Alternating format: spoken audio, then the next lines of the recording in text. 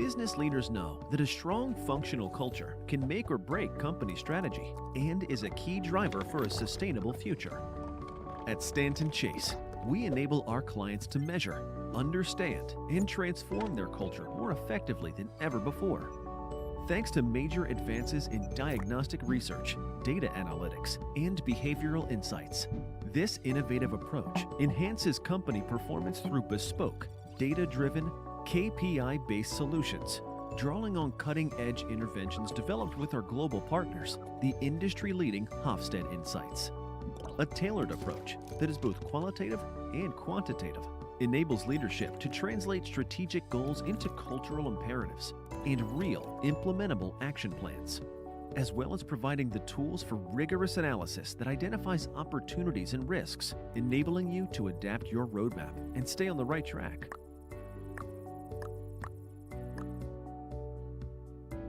92% of C-level executives agree that managing culture positively impacts company value. And a growing body of research shows that a good organizational culture is correlated with higher profitability, up to 20% increase in shareholder return over 5 years. Across the corporate landscape, culture management is revolutionizing leadership and ways of working, enabling companies to implement future-facing, sustainable strategies, creating value in a rapidly changing world. Is your organization future ready?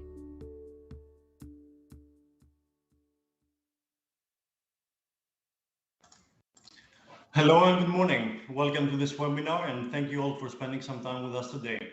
My name is Dimitris Pezoulas. I'm a senior consultant here at Stanton Chase Athens, and I'm very excited to be your moderator this morning. We're going to have a very interesting and insightful discussion that's going to take place over the next hour. Now, I want to take a minute to talk to you about a few things worth mentioning about our company. Being a member of Stanton Chase team, I'm very proud that our office will reach an inspiring mark in the coming year of 2022. Completing a difficult but yet successful journey of being 20 years in the market, Stanton is now embarking in a new era that will have as an utmost goal to stay relevant to market needs and offer cutting-edge solutions and services to clients. On behalf of the broader team, a big thank you for your continued support and acceptance. Building further on our portfolio, apart from our executive shared services, we have another 3 solutions that are coming up very strong and truly believe they will leave a positive footprint in the market. Offering a full range of corporate governance and board advisory services. Additionally, in line, we have our leadership and organizational culture solutions. And last but not least, our newly added division in our portfolio, that of digital acceleration and sustainable innovation. Now, I want to set the stage for our discussion as I leave behind the short intro about Stanton Chase. Living in a rapidly changing and demanding business world, the term transformation is one of the most hot button topics at every boardroom table today. Whether it's fear of competition, lack of differentiation, or business volatility, companies are turning to business transformation as a form of survival in an ever technologically changing and digitalized landscape. It is now imminent that through unprecedented disruption and market turbulence, transformation today revolves around the need to generate new value, unlock new opportunities, drive growth, and deliver new efficiencies. Now, putting things into perspective, we must now focus on 2 key main ingredients that are necessary for long-term success: digital transformation and culture change. So over the next hour, we will be focusing in those 2 hot buzzwords. There is no denying that are closely intertwined. Important to mention that numerous statistics have shown failed efforts of organizations that tried implementing one without the other. Building further on my last point, they are bound together as digital transformation enables companies to drive improved financial performance along with other key metrics, while cultural change is crucial for delivering with success any digital transformation initiative. Now, let's go briefly over our agenda and what we're going to be discussing today. Firstly, we're going to talk about challenges behind digital transformation and cultural change. Then we're going to move on and we'll analyze what role do people and culture play in transformations. Then we're going to have a deep dive into solutions. And finally, we're going to close with some practical examples on how to make it successful for our organizations. It's now time to introduce our keynote speakers. Egbert, I'm sorry, I have to go with the ladies first. Elena? Good morning, everyone. Thank you, Dimitri, for the introduction. It's very interesting and very nice to be here with all of you today. We have a very interesting agenda to discuss. Just a very small intro for myself. I'm Elena Barla. I'm the Director of Digital Acceleration Sustainable Innovation here at Stanton Chase Athens. Before that, I have worked for more or less 17 years in the corporate world, for example, Procter & Gamble, Elsevier, and Ericsson and other companies here in Greece, in Italy, and the UK, mostly for post-merger integration, so M&As, a lot of M&As, digital work, and business strategy. The last 7 years, I have also been an entrepreneur, so I'm the co-founder and CEO of Among Doctors, a digital health startup company ranking on the top 9 physicians networks worldwide. And I'm very, very excited here today to be with you and discuss about digital transformation and how can improve your business strategy. Pleasure having you, Elena. Over to you, Alexandra. Welcome. Good morning. Thank you, Dimitri. It's really exciting to be here today. I'm very looking forward to the discussion. Sharing a bit about myself. My background is in the social sciences and my career for 20 plus years now in people management across functions, but with focus on talent management, culture management, leadership development, usually in big organizations like Ericsson, like BP, Wind. And in the last couple of years, I have been leading the leadership and organizational culture team in Stanton Chase. Really happy doing that because we have a very modern approach and we really work with our partners and our clients on very interesting projects. And part of it is what we're going to share with our audience today. Great. Thank you for having you, Alexandra. Now over to our guest star, Egbert. Hi, Dimitris, and hi to the audience, many of which are dialing in early in the Tuesday morning. So my name is Egbert Schram. I'm the Group CEO at Hofstede Insights, a global cultural consultancy and advisory. And for the last almost 4 years already, or close to 4 years, we've been working together with Stanton Chase to bring topic to the strategic discussion level that it needs to be had. And obviously, especially when we talk about things like digital transformation, technology is one of the things we often bring up, but what we often forget is the technology of the mind. In other words, the software of the mind, meaning culture. My background lies in stakeholder management. Originally a forester, but I made the move to the corporate world, let's say about 2 decades ago. And my specialty is basically looking at contextualization, short-term results, long-term results, balancing the two, balancing stakeholders, shareholders, employees, customers. This is where culture and cultural analytics play a very important role. So looking forward to sharing some of those insights with all of the members of the audience.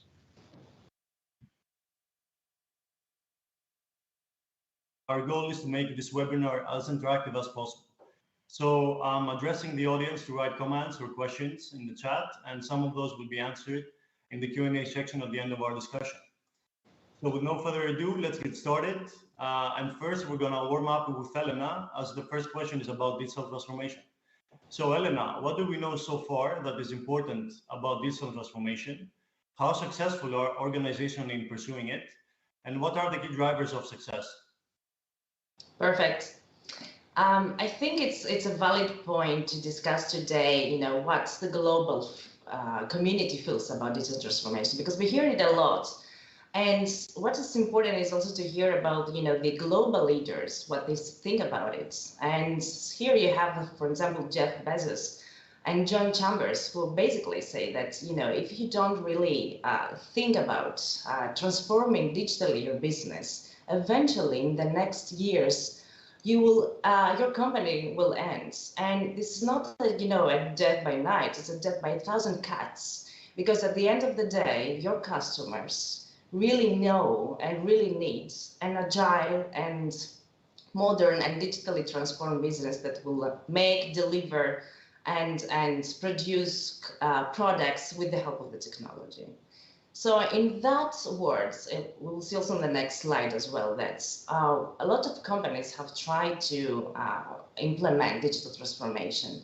And if you see on the next slide, more than 70%, and actually this is something that you will see as well if you have been discussing with other CEOs and other representatives of other companies, that more than 70% of the companies that try to digitally transform their business, they have failed.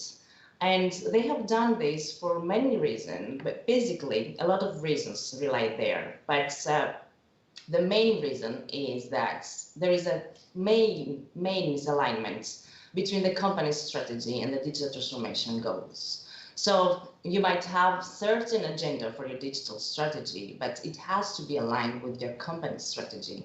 And this is one of the main reasons why companies fail to transform digitally their business. The second challenge that companies face when they digitally try to transform the business is that there is also a misalignment between the company culture and the digital strategy. And this is something also very important to keep in mind when we want to embark onto this journey of digital transformation. Does my company culture support such a move, such a transition? Does it align with the overall digital strategy? These are questions that they need to be answered beforehand. Of course, the bold vision and commitment by the stakeholders is a must. If the leaders don't believe in the digital transformation, eventually there's not going to be a commitment further on in the company. It has to be your vision, it has to be your the last thing that you think about it at night and the first thing that you think about it when you wake up. You need to be committed to this transition, to this transformation. Of course, if there is an agile lack of methodology, so for example, if you try to make it everything at once and make it everything perfect at once, then you will have a lot of challenge implementing it successfully. That's why you need to approach it like a startup company, for example. You have to pick your minimum viable product, let's say. You have to pick your first situation, your first best scenario, try to implement it, and then try to improve it further on. You cannot have it all at once and perfectly. So to digitally transform your business, it has to be prioritized on the most compelling needs of your company, and then start building it step by step. Another challenge is the gap between the existing and the necessary skills to support and sustain the transformation. It goes without saying that if you're thinking about to transform your business, you need to have the people behind with the right skills and the right plans and the right tools in their hands to support and sustain the transformation. Overlooking also the company infrastructure is something also very important as a challenge when you face that. And this even not only applies to the technology, but applies to the people as well. And obviously, lacking data and insights and analytics is one of the big challenges as well. But if you move on to really grasp and summarize what are really it's about, technology is not about, digital transformation is not about technology. People are. And if there is one thing, key message that you need to take away from this webinar today and this discussion is that in order to succeed for your digital transformation, you have to think about your people. If you're thinking as a leader to transform your business, you have to invest first to your people, to make them really prepared, to really make them upskilled and reskilled, and have your culture ready for your digital transformation. It goes without saying that if you prepare your business in terms of people, skills, and culture, then you have an easier ground ahead of you to prepare for your digital transformation. Great answer. Elena, thank you very much. It's really eye-opening, and you give us a clear picture of what challenges most companies are facing before commencing a digital transformation journey. And now let's get over to Alexandra to connect with the people aspect. So what I keep from Elena and what she said is that most of the time organizations do not get the value expected from going digital. And the key barrier is overlooking the people aspect. But why is that? And Alexandra, we would like to share your thoughts on this. Yes, so that's a very good point, actually. And here we can continue again with some facts. So an important key fact is that today leaders and organizations are aware of the impact of culture.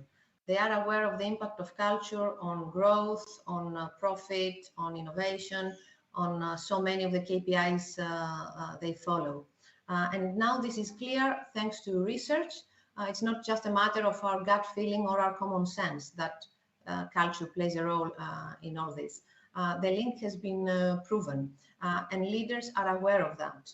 On top of being aware of this link, it seems that most leaders realize that their culture is not where it should be in order to support in the best possible way the strategic objectives and the strategic priority of their organizations.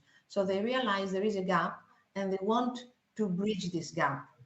Now, this is true, and it is very, I mean, it really hits hard as a realization when organizations are in critical moments in their trajectory.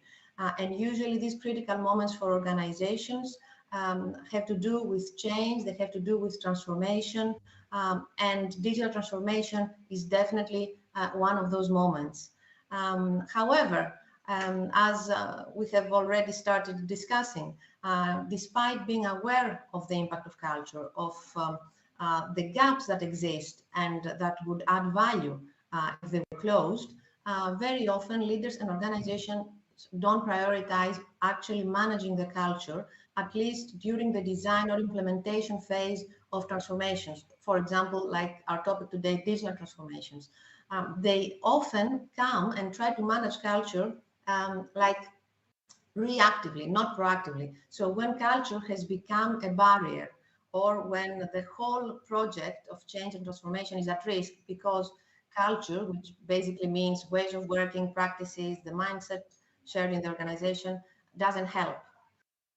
So then the question is, why is that happening?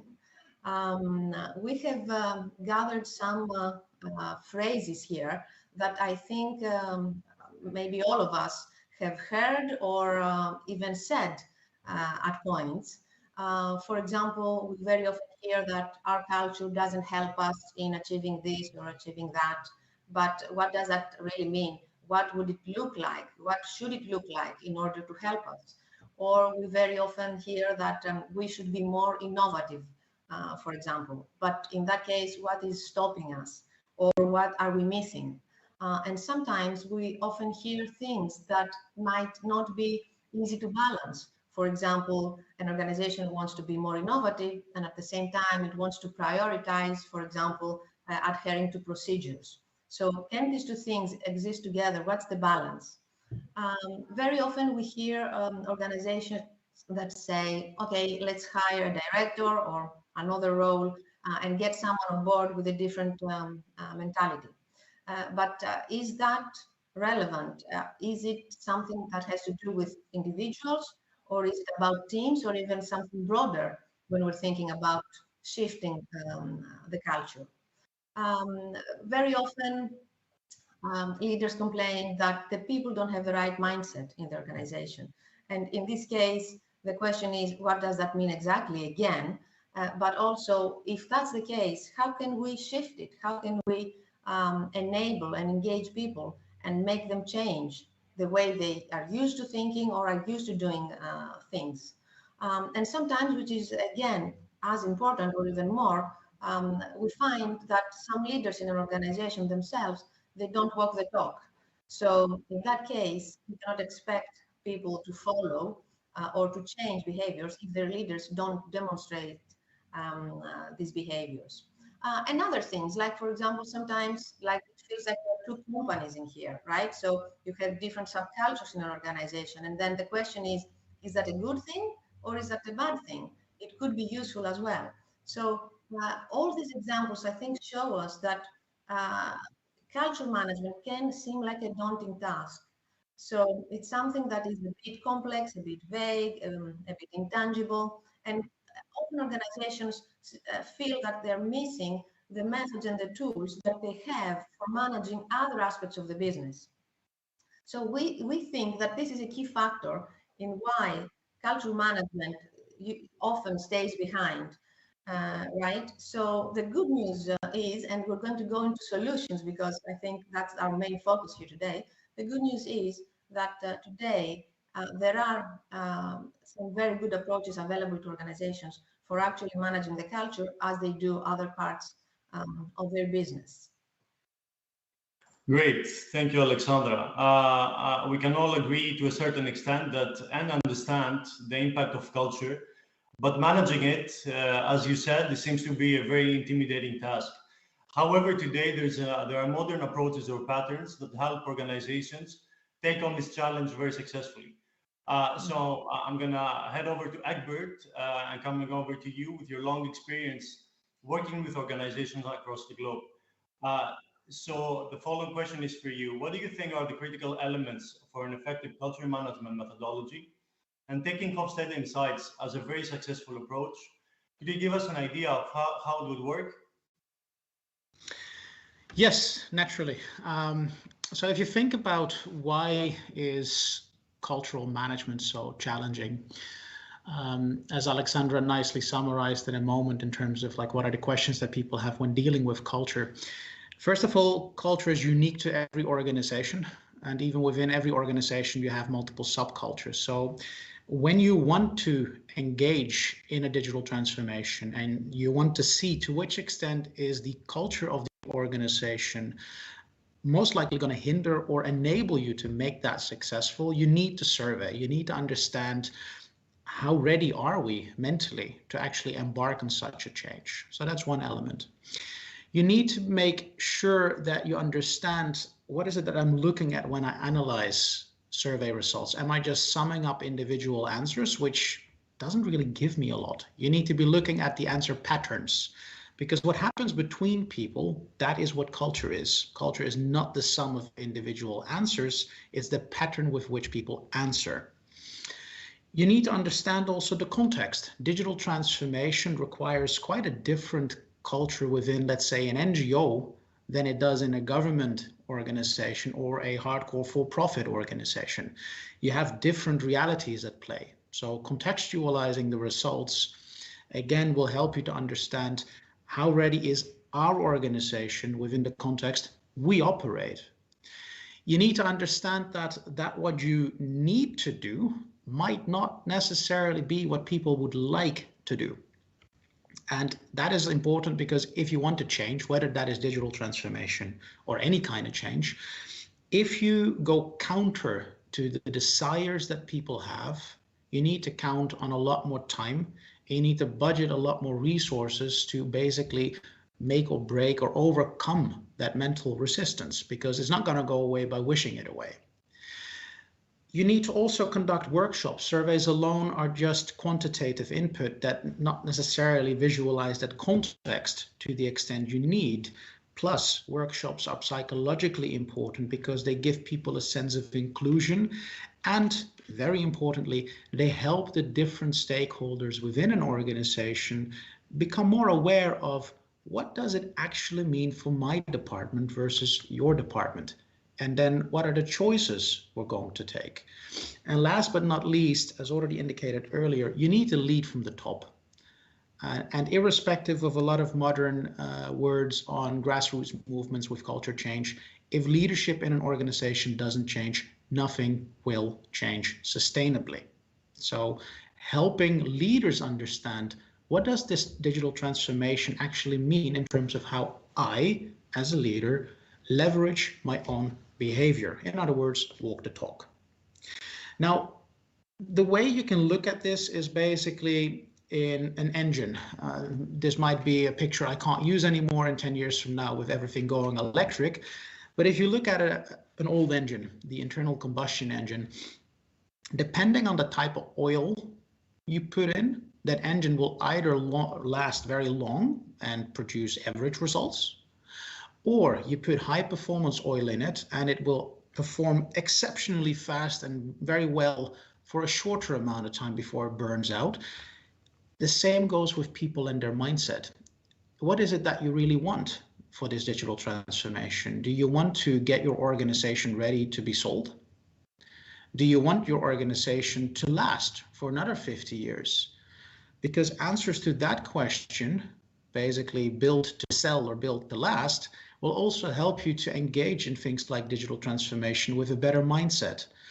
It helps you to design a transformation that brings into life symbols. What are the things that radiate digital transformation? If we keep looking back at the past, pictures of founders and stuff like that, are we really gearing the mind to think into the future? If we are celebrating certain behavior in terms of the people we promote, the behaviors they showcase, are they standing for digital transformation? For example, learning. One thing of digital transformation is the ability to acquire new knowledge. Are we evaluating managers and people to the extent that they obtain new knowledge, share new knowledge? Because if not, then what are we celebrating? And then also ritualization. To which extent do we celebrate these things? Because celebrations become memories, and memories is what people remember your organization for. Not your 360, not necessarily the manager, but it's the events that create that lasting impact. So if you want to engage in digital transformation in a conscious way, you need to basically touch all the layers of this onion to make sure that there is consistency in the words you use and the actions you display. And last but not least, in the core of this onion, you see the word values. Now, values that are not expressed in concrete behaviors are just words on a wall. Values are given to us by the way we were raised and educated. So especially if you talk about digital transformation in a multinational environment, or even if it's local, but you employ a lot of immigrants, for example, you need to be very mindful that from a national cultural point of view, how we connect to things like change will be very, very different from one culture to the next. So also taking that into account helps you to design better transformation paths. Now, what do we really talk about when we talk about organizational culture? There's three elements that are very important to remember. One element is typically captured as well by satisfaction surveys or engagement surveys, which is how do we relate to one another? In other words, how do we think about our colleagues, our subordinates, our bosses? The next element, which is sometimes captured by other surveys, but not that often, is how do we relate to our work? Not just what we do, but also how we do it. And the last component, which is pretty much never captured except for in our own methodology, the multi-focus model, is how does that compare with the outside world? Because I might like my boss and my colleagues and my subordinates, I might love my work, but if I work for an organization that is hated by the outside, let's say most tax officers, then that will impact how we form and shape our culture. So when you want to really measure culture, you need to be mindful of how do we relate to each other, our work, and the outside world, again, if we want to shape conscious communication practices and change narratives. If you then want to get into that change, you need to understand what is the way, what is the actual culture. You need to understand what is the culture people in the organization would like to have. As I mentioned earlier, ideally, you move a culture in the direction that people want it to be, because then you have less emotional resistance. But very importantly, and often forgotten, culture does not exist for the employees. Culture exists to execute the strategy. And that means you need to make sure that the way in which people work supports your strategy execution. And this is where the people come in, is emotionally sustainable. Because otherwise, again, you might be building to sell. And that means after 2-3 years, people will walk out, they will leave, they will burn out because it wasn't sustainable enough. So that's the magic ingredient of making cultural transformation, especially in the context also of digital transformation, come to life. Understand where you are, understand where you need to be to execute that strategy, understand where you might need to overcome emotional resistance. Now, when we reflect on this from a more detailed, simplified view. The next slide basically gives you 3 main steps, because cultural transformation is about the details, and that means understand the complexity of your organization. Back office staff will have a different way of relating to their work than people on the production floor. Forgetting that will lead to beautiful communication campaigns where half your people will think like, what is it that you're talking about? You need to understand that gap. And then you also need to understand what are the sub-strategies throughout the organization, because the challenge in making digital transformation and any change a success is to find communication touch points that touch everybody. And at the same time, for unit or department specific changes, you need to find those points that touch that particular part of the organization so that people really feel that, yes, this is relevant. Now, how do we do this in practice? And the next slide basically shows you 3 items. We use 3 different surveys to assess the culture and context in which that culture is embedded. So we ask the leadership of an organization and leaders of different departments, for example, or units or teams, what are the external restrictions they have? And again, this is unique, because if you don't ask these questions, you will end up building sandcastles. It's fantastic to have an open culture, very goal-oriented, but if you're suppressed by heavy regulation, that behavior is going to get you into a lot of problem, data leakage, GDPR breaking, etc. So contextualization. Then we measure that actual and desired culture. We bring it all together in an holistic overview of where are you now, where can you be / need to be, where do your people want to be, and how does all of this interact in terms of what are therefore the next steps.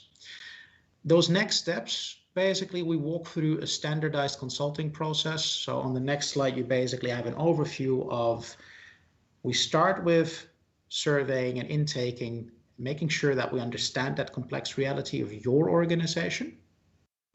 We map those external restrictions. We connect it to your strategy. And again, good luck trying to implement the Netflix culture, because you're not Netflix. The question is, do you even want to be? So it has to be relevant to your strategy and sub-strategies. Then we look at the gaps, and then we basically design team, organization, department specific change roadmaps. This is the way. It sounds a bit processed, but that is because it is. It is a very structured approach which ends up in detailed, tailored change paths for the different parts of the organization. And that's where the success lies. So long answer to a short question, but I hope that it kind of captured the essence. No, that's great. Egbert, you truly shared beautifully with us how our approach to culture management can follow the principles we use in other areas of the business, such as setting objectives, following the right process, using data or numbers to take decisions, and finally, how we're designing and implementing action plans. But if we were to apply this approach to enable digital transformation, what cultural elements would we want to foster? Elena, this is for you. Thank you, Dimitri. Egbert, that was a fantastic demonstration of the insights. And I think it's very crucial to understand also what are the key elements, what are the dimensions that we look into when we are talking about digital culture. Digital culture is maybe something new in terms of a terminology, but it goes back to all these key elements that we see and that foster a company culture. The digital culture, though, has some other elements as well that they additionally enrich this kind of culture and shows if the company has a digital, for example, mindset or a data-driven approach. So let's dig into a little bit on the dimensions and the measurements here. So you see 7 dimensions that constitute the digital culture. And next to that, you will see that there are some keywords that characterize certain behaviors that we see, that we observe during our company's discussions that demonstrate that either the company has or has not a tendency or an inclination towards having a digital culture. So if we take the first example, the external and open keywords that we see here as a dimension for the digital culture, that means how much and how often are we thinking, are we executing, and are we planning towards having an extrovert environment towards our customers, towards our partnerships? How open are we based on that? Are we driven by them, or are we driven by our own internal strategy and our internal plans? The second one mentions about the decision making. So how agile are we? So how flexible are we on our decision making? Are we very strict to the rules? Are we agile? Do we delegate a lot? This is a very important element on the digital culture. If you want to have a digital culture to enable your digital transformation, you need to be agile. You need to be flexible on your decision making. And we will go again and visit the decision making on the sixth dimension, but let's go also to the other ones, which is, for example, the boldness and the risk taking on your innovative procedure. When you have a digital culture in your organization, you will see that you are bold enough to take risks, to take innovative steps, to appreciate that something different or something new is proposed on the table, and you will take your time before rejecting it to really appreciate this new idea and understand if it's worth having a discussion around it or having a plan around it to try it. Having a plan of experiments and having a plan of new ideas and how to execute them in the long run constitutes the main importance of being innovative. So if you want to have a digital culture, then you have to build and foster innovativeness into your company. So the other dimension that is measuring the digital culture, let's say, index, is how lean are you in terms of culture? So how much do you iterate? How much do you take actions to correct previous mistakes? How do you make sure, it's a little bit connected to the agile methodology. How do you ensure that you take continuous actions in order to iterate and make into perfection your plans, your products, your relationships, your services towards your customers and towards your employees? The fifth dimension regards the transparency, the openness, the interaction within your company. Are you open? Do you discuss with everybody in your organization about your strategy, about your goals, about your risks, about your failures? Are you open and transparent with what ticks with your customers, what didn't tick with your customers? Or are you completely working in silos with your teams and do not interact within this company? It's very important to have this in mind. The sixth element regards the data-driven decision making. As we said before, it's not just about being agile or flexible. It also has to do with how much do we use data in order to take informative decisions. Are we relying on data to do that, or are we relying mostly towards, based on our experience, based on how things were working so far? How do we think or feel rather than we see, we measure, and we execute on data?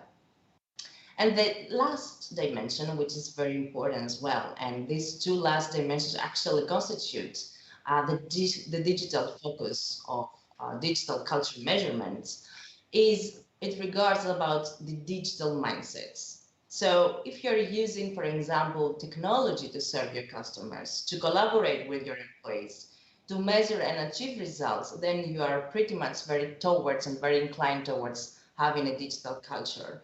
If you're mostly inclined to not to use that, if you are mostly an analog, let's say, company, that you have all these kind of, paperwork and a lot of processes, offline processes, and you're pretty much used in getting into the phone or face-to-face meeting rather than having also some digital aspects in your collaboration, for example, or meeting with your customer. That means that your mindset is pretty much more inclined towards the analog rather than digital. It doesn't have to be fully digital always. The right mix of both is important. And measuring and understanding where you are in your company towards digital culture is very important to give you an overview of how easy or difficult it would be to transition digitally in your transformation process. Great, Elena, thank you very much. It's really helpful and you deep dived really in understanding the key dimensions of a digital culture. But now we're trying to be a little bit more practical here. And how we're going to do that. And the next question is, how can a data-driven approach inform our transformation journey? Alexandra, over to you. Can you share a practical example about this? Sure. So we will share a very quick practical example based on the approach that Egbert described is effective in managing culture. He also told us a bit about the Hofstede insights approach that we use. And Elena at the same time gave us a very good idea of what a digital culture would look like. What are some key elements? So let's say we want to build this culture and we use an approach like the approach that Egbert described. What would we get in this case? So here you have an example, like very high level, top level results of a measurement in an organization that we have actually performed. And you can see, for example, the 6 dimensions that we use when we measure organizational culture. You can see that they have 2 extreme ends and that they are scored on a 100-point scale. So even by looking at this, one snapshot, you can start getting some ideas about where this organization might, have enablers pushing forward towards a digital transformation or barriers. For example, you can see that it is an externally driven organization. At the same time, you can see that they are a professional organization, which means that they are, again, long-term approach. They value diversity, they value change. They are also an open system, which means that they are transparent, communication is accessible, communication is available. So, like I said in the beginning, they are oriented externally to their stakeholders. All these are elements that would support what Elena has been describing, right? At the same time, you can see, and we have marked them with a circle, you can see a couple of places where the ways of working in this organization wouldn't support, wouldn't enable, or might become barriers when it comes to digital transformation. For example, we don't see a very goal-oriented organization, right? It's somewhere in the middle. And also we see an organization where the ways of working are very strict, as we say. So there is a lot of control when it comes to budget, when it comes to time, when it comes to quality. So being not goal-oriented and being a very strict working environment would create some issues. For example, it would be a place where people would be very reluctant to take risks, not much initiative, not much creativity, and possibly not enough speed. So all these are elements that would be taken into account when creating the roadmap for the digital transformation, whether this is actions that need to be taken or communication, because that is also very important, as Egbert said, and engagement, or broader actions that you can take within the organization in order to change the way people work and gradually their mindset as well. So, for example, simplifying processes or redesigning what you reward, the bonus schemes, for example, or allow people to monitor how they do versus goals, etc. It's completely individual to each organization, but this insight is really the basis for taking decisions to shift the culture and shift it in the direction that you want. In this case, in the direction that Elena showed us before, which is the direction that supports going digital. Great, thank you, Alexandra. And since we're getting towards the end of our webinar, I would like to invite Egbert to a little bit be more practical right now and give us some lessons learned. How would you like to share with our participants, our audience, who may be planning or implementing a culture shift to support the digital transformation? Thank you, Dimitris. So yeah, in terms of the advice I'm going to give, this is based on lessons learned from over 1,000. It's actually closer to 4,000 or 5,000 assignments we've done in the space of cultural analytics over the last few decades, which spans multiple sectors. It spans a whole range of company sizes, because digitally transforming a startup to scale up from 20 to 50, or if we work in India, from 50 to 1,000 people, is very different from turning around an organization that employs hundreds of thousands of people, or an organization that's within the government infrastructure. Nonetheless, a lot of experience from different sectors, different sizes that we bring in. And those are basically 4 following tips.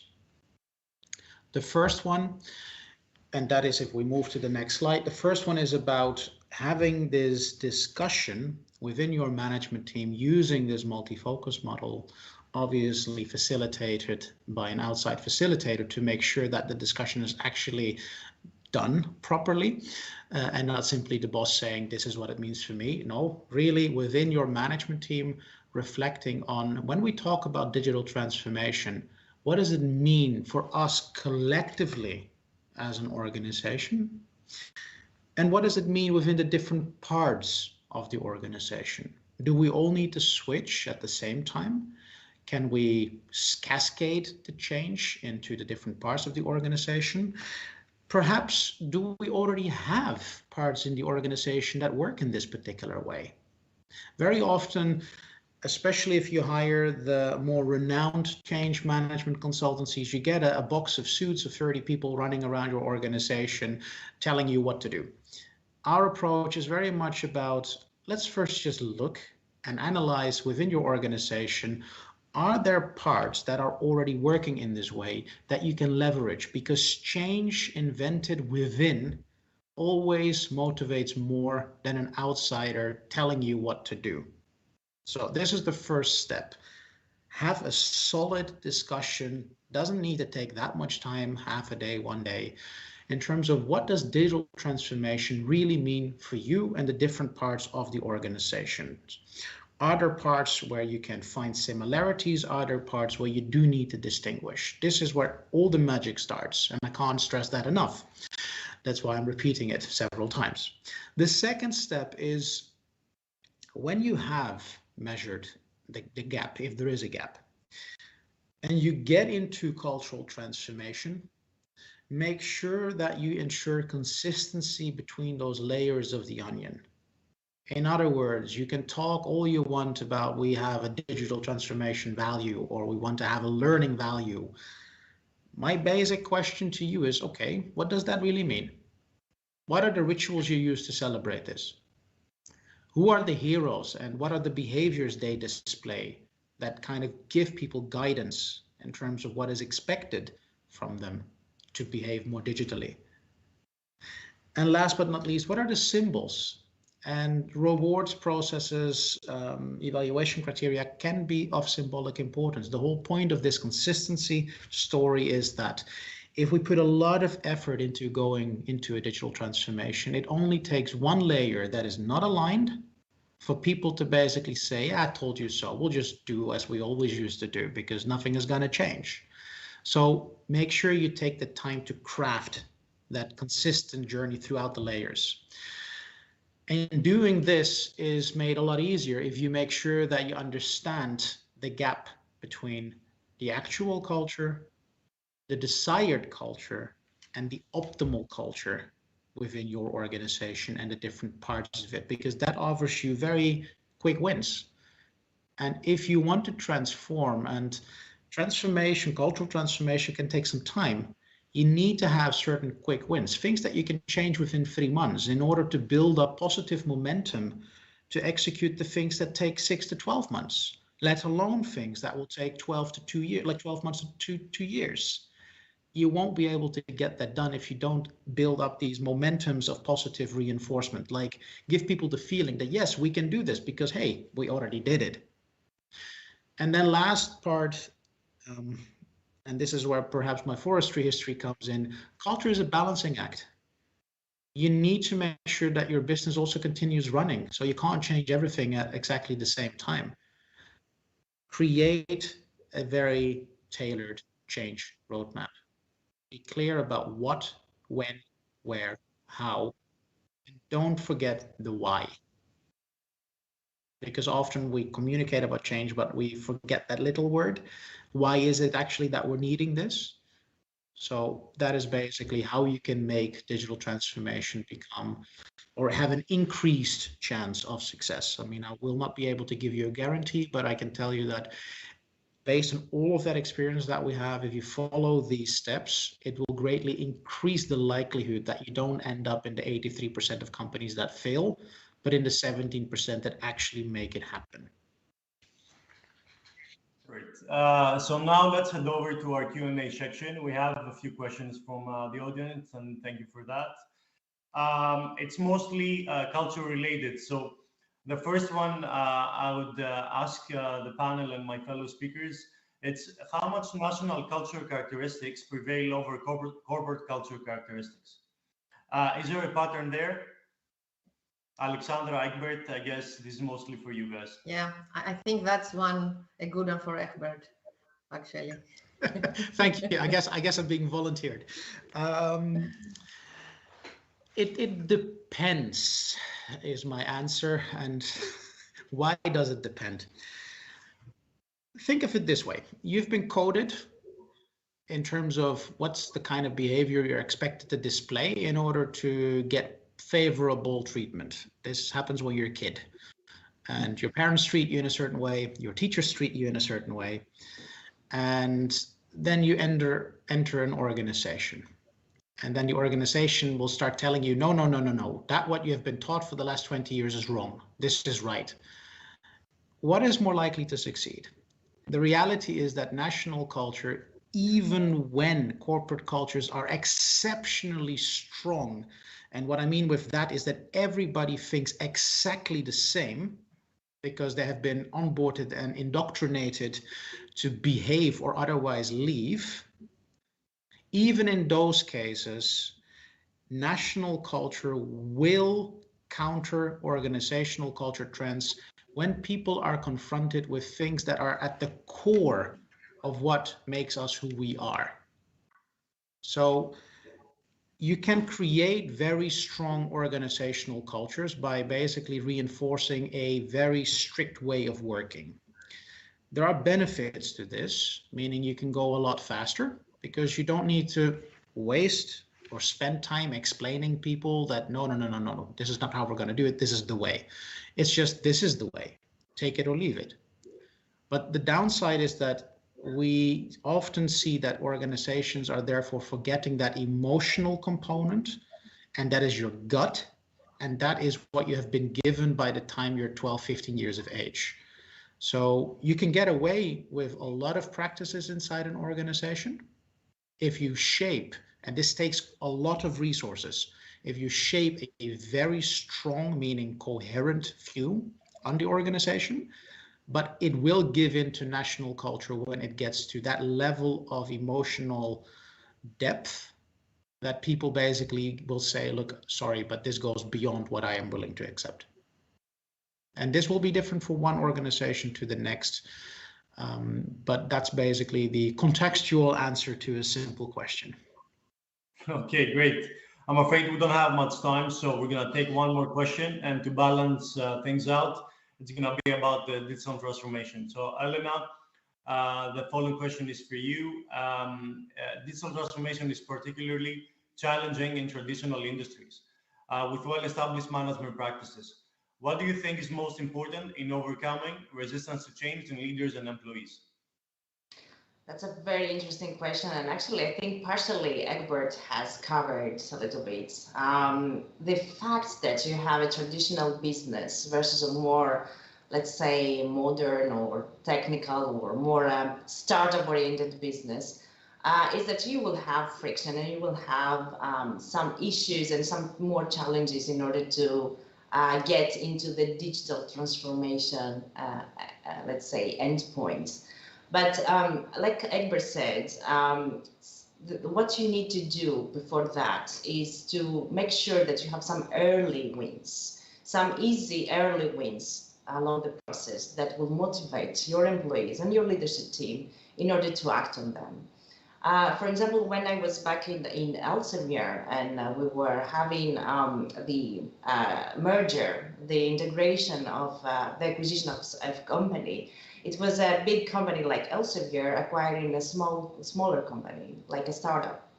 And what you needed to do back then was also to digitally transform the business.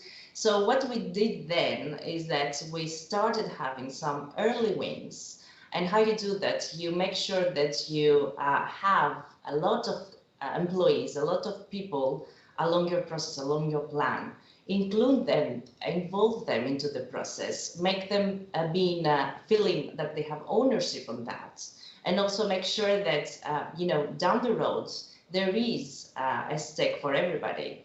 There is a winning point for everybody. Either it is a better company to work for, or lessons learned throughout this process. So this is the first one, and I think the second one would be for sure prepare very, very carefully your plan. Every company is different, especially traditional companies.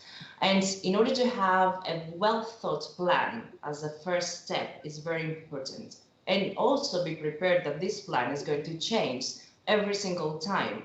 So being agile, like we said before, having an agile mindset, that these things are going to change along your way, and you are going to change your milestone, you're going to change the way that you will enforce and enable digital transformation along the way, is something to take into account. And the third, I think, element is that what Alexandra said before, have some key case studies in mind. Try to understand a little bit how you envision your company to be at the end stage. Do you want a pragmatic transformation?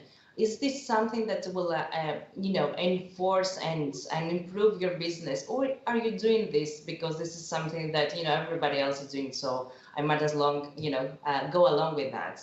Are you really have you thought really and deeply your plan and the long-term benefits for your company? So these I think that the three key elements to consider. Great, thank you, Elena, for answering. I guess we can overlap in time a little bit. My apologies, but I guess when you have a very nice question that just came in, I think we can spend some more time answering it. So Egbert, this is for you as well, and it's about Greece. Okay, so the Greek market. We seem to score very high in uncertainty, avoidance, and rather high in power distance. How does this affect digital transformation efforts, and what is the best approach for our case? Okay, that's a tricky question with a lot of Greek people in the audience. So if you reflect on this, there's two elements that stand out. One, power distance basically means that role of leadership becomes even more important. In other words, if everybody is going to be forced to change their behavior, but the boss does not, nothing will happen. So it starts with executives taking ownership, showing leadership, and walking the talk. The second thing connected to uncertainty avoidance is basically about creating a sense of predictability. Now, and this is exceptionally important because when we talk about agile, we have agile the American way, which is basically, and I'm going to exaggerate a little bit here, we don't know what we're doing until we find the right thing to do, and then it's simply copy paste, best practice. That's the American way. That will most likely not succeed in Greece because it's too unpredictable. So the other way to agile is think in scenarios. So spend time planning certain scenarios that if this, then that, and build a few of them. It will take you some time to do it, but it does give people a greater sense of predictability, a greater sense of control and ownership. And with that, less emotional resistance, because people can look forward to that. Okay, we have certain fallbacks. If this doesn't work, we go to scenario B. If B doesn't work, we go to scenario C. Of course, also don't overdo that, because sometimes you are confronted with things that you hadn't planned for, hadn't made a scenario for, and then the risk is paralysis by analysis, meaning you blank. So in the Greek context, leadership needs to show the way. It can help create a greater sense of agileness by helping people to plan different scenarios. And even then, when then things happen outside a planned scenario, leadership, instead of creating more panic, can decide that, okay, let's reflect, let's analyze. Why did the scenarios not work? Let's analyze what could we do to modify so that you don't end up firefighting, meaning you're always busy, and instead you create a sense of calmness and reflection so that you can basically move forward. Might feel a little bit like taking a step back, but this is the magic. Sometimes you need to take a step back, look holistically before you can find the right answer and path forward. Great. And a big thank you to the audience for interacting with us. I hope we gave you good insights and answers on your questions. And it's about time to wrapping up our webinar. And I want to point out the following key takeouts before we close that are crucial for organizations to get things right when it comes to digital transformation. So first thing is there must be a clear definition of what digital transformation means to you. Why do you need it? And does it mean the same for all units within your organization? This is point number one. Second, you need to measure the current culture and mindset in your organization. Are you mentally ready for a transformation? What does it look like within the various parts of organization? Third, and mentioned before many times, is create a roadmap that addresses your barriers and builds on your enablers. We talked about before about leaders and their responsibility and about the top-down management. So leaders, before investing in technology, they must think first about the people who can make the most out of that technology. They also need to be mindful in understanding their company's pain points and cultural constraints that can hinder a digital transformation journey. So this was for today. On behalf of the whole Stanton Chase team, we would love to keep the communication channels open and invite you to discuss together about your own transformation journey. Our webinar reached the end. A big thank you to all of you. I think it was a great discussion, and wishing you a great day. Thank you very much for attending. Thank you.